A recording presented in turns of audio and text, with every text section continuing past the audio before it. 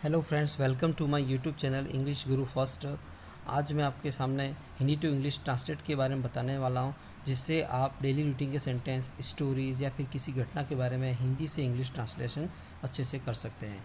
जिसमें first part है present tense. Present tense का फर्स्ट पार्ट है सिंपल प्रेजेंट, जिसे वाक्य के अंत में ता है, ती है और ते है दिया हुआ रहता है, जिसका फॉर्मूला है सिंगुलर में ही, शी, इट नेम के साथ में मैन वर्ब की फर्स्ट फॉर्म और एस और येस का यूज़ किया जाता है। प्लूरल बहुवचन में आई वी यू दे के साथ में मैन वर्ब की फर्स्ट फॉर्म का यूज़ किया जाता है। सकारात्मक अफर्मेटिव सेंटेंस, वह घर जाता है, ही गोज़ टू होम। नकारात्मक नेगेटिव सेंटेंस, वह घर नहीं जाता है, he doesn't go to home. प्रश्नात्मक इंट्रोगेटिव सेंटेंस, क्या वह घर जाता है, does he go to home.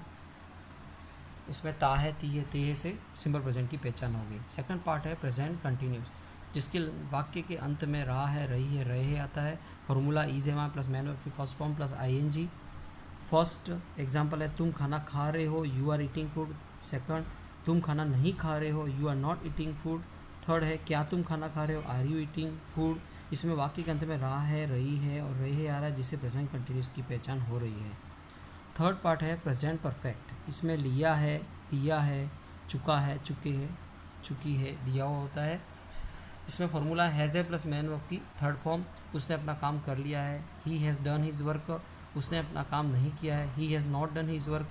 क्या उसने अपना काम कर लिया है, has he done his work. इसमें लास्ट में लिया है, दिया है, चुका है से प्रेजेंट परफेक्ट की पहचान हो जाती है। इसमें जो वर्क कंप्लीट होता है वो रिसेंटली यानी हाल ही में कंप्लीट होता है, जिस वजह से ये प्रेजेंट परफेक्ट में काउंट होता है। फोर्थ पार्ट है प्रेजेंट परफेक्ट कंटिन्यूस टेंस, जिसमें लास्ट में रहा है, रही है, रहे आता है प्लस टाइम भी दिया हुआ होता है, जिसका फॉर्मूला हैज़ है plus been plus main verb की फर्स्ट फॉर्म प्लस आई। एग्जाम्पल है राहुल सुबह से अंग्रेजी पढ़ा रहा है, Rahul has been teaching English since morning. Rahul सुबह से अंग्रेजी नहीं पढ़ा रहा है, Rahul has not been teaching English since morning. क्या राहुल सुबह से अंग्रेजी पढ़ा रहा है, has Rahul been teaching English since morning. इसमें रहा है, रही है, रहे है तो है प्लस सुबह से टाइम भी दिया हुआ है, जिससे प्रेजेंट परफेक्ट कंटिन्यूस की पहचान हो गई। सेकंड पार्ट है पास्ट टेंस, जिसका फर्स्ट है सिंपल पास्ट, जिसमें लास्ट में आ था, ई थी और ए थे दिया होता है, जिसमें मैन वर्ब की सेकंड फॉर्म का यूज़ किया जाता है। इंट्रोगेटिव नेगेटिव सेंटेंस में डीड प्लस मैन वर्ब की फर्स्ट फॉर्म का यूज़ किया जाता है। एग्जाम्पल है सोहन जंगल में रहता था, Sohan lived in a forest. वह कल हलवद गया, he went to Halvad yesterday. वह कल हलवद नहीं गया, he didn't go to Halvad yesterday. क्या वह कल हलवद गया, did he go to Halvad yesterday. इसमें सिंपल पास्ट में डीड का यूज़ किया गया है। डीड के आने की वजह से मैन वर्ब की फर्स्ट फॉर्म का यूज़ करते हैं, हमको सेकंड फॉर्म का यूज़ नहीं किया करते हैं। और इसमें पास्ट टाइम दिया हुआ होता है, जिससे हमें सिंपल पास्ट की पहचान हो जाती है। सेकंड पार्ट है पास्ट कंटिन्यूस, जिसमें लास्ट में रहा था, रही थी, रहे थे दिया रहता है। फॉर्मूला है was were plus main verb की फर्स्ट फॉर्म प्लस आई। एग्जाम्पल है तुम क्रिकेट खेल रहे थे, यू वर प्लेइंग क्रिकेट। तुम क्रिकेट नहीं खेल रहे थे, you were not playing cricket.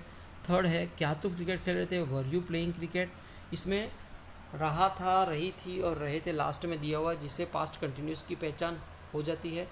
Present continuous में है दिया हुआ लास्ट में रहता है, इसमें था, थी और थे दिया हुआ रहता है, तो दोनों में कन्फ्यूज़न ना बना रहे हैं।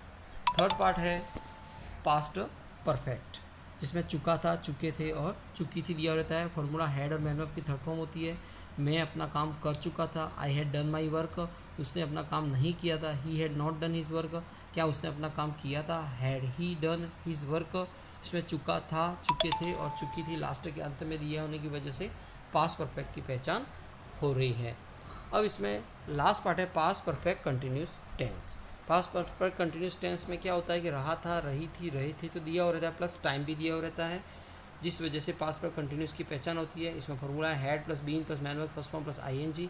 दियांश सुबह से अंग्रेजी पढ़ा रहा था, Diyansh had been teaching English since morning.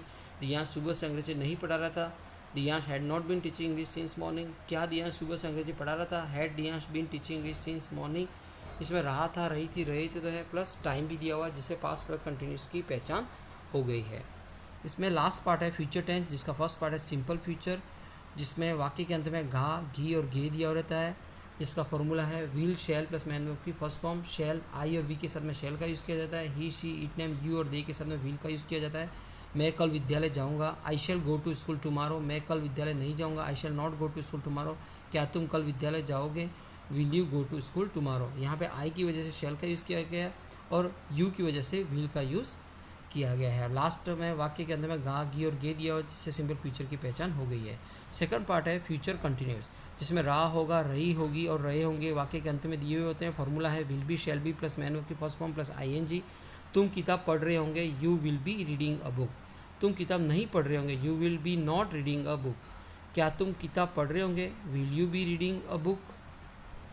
इसमें रहा होगा, रही होगी, रहे होंगे दिया हुआ, जिस वजह से फ्यूचर कंटिन्यूस की पहचान हो गई है। थर्ड पार्ट है फ्यूचर परफेक्ट, जिसमें चुका होगा, चुके होंगे, चुकी होंगे दिया हुआ रहता है। जिसमें फॉर्मूला है will have, shall have plus main verb की थर्ड फॉर्म। तुम अपना काम कर चुके होंगे, you will have done your work. उसने अपना काम नहीं किया होगा, ही will have not done his work. क्या उसने अपना काम किया होगा, will he have done his work. इसमें लास्ट में जैसा कि आप जानते हो, चुका होगा, चुके होंगे और चुकी होंगे की वजह से फ्यूचर परफेक्ट की पहचान हो रही है। और will have, shall have plus main verb की थर्ड फॉर्म का फॉर्मूला यूज़ किया गया है। लास्ट पार्ट है फ्यूचर परफेक्ट कंटिन्यूस टेंस, जिसमें है रहा होगा, रही होगी और रहे होंगे प्लस टाइम दिया रहता है। Will have, shall have plus been plus main verb की first form plus ING। Jay सुबह से अंग्रेजी पढ़ा रहा होगा, Jay will have been teaching English since morning. Jay सुबह से अंग्रेजी नहीं पढ़ा रहा होगा, Jay will have not been teaching English since morning.